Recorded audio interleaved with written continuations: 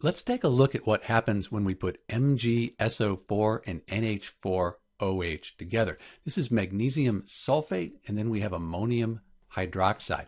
These are household chemicals. Many people have these in their home. Magnesium sulfate, that's Epsom salt. And then ammonia, we usually think of that as NH3, but when it's with water, the part that's reactive is this NH4OH.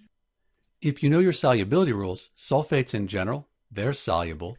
And compounds with the ammonium ion, NH4, they're very soluble as well. So we're going to put AQ after these here. But the magnesium hydroxide's often they're insoluble. That means they'll be a solid. But let's check a solubility chart real quick.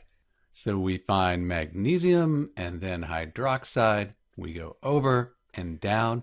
That I, that means it's insoluble. So this is going to be a solid. And that means it's going to be a precipitate. It's going to fall to the bottom of the test tube. So when we mix MgSO4 and this NH4OH together, we should get a solid. Let's see if that happens. So in the beaker, that's ammonia. We have a solution of ammonia, and we drop in the magnesium sulfate, and we get magnesium hydroxide. That's the solid we were talking about. That's our precipitate. So it's this white substance, and if we wait a while, if we let things settle down, we should see that precipitate fall to the bottom of our beaker. Let's come back in a little while.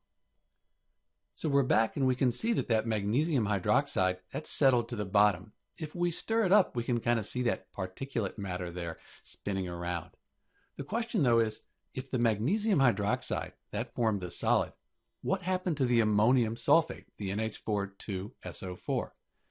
That's actually aqueous. It's soluble, so it's still in the water. So if we could filter out the magnesium hydroxide, we'd be left with a clear liquid, and in that liquid would be that ammonium sulfate. If we let the water dry out, we'd have crystals of ammonium sulfate. This is Dr. B looking at what happens when we put magnesium sulfate and ammonia together.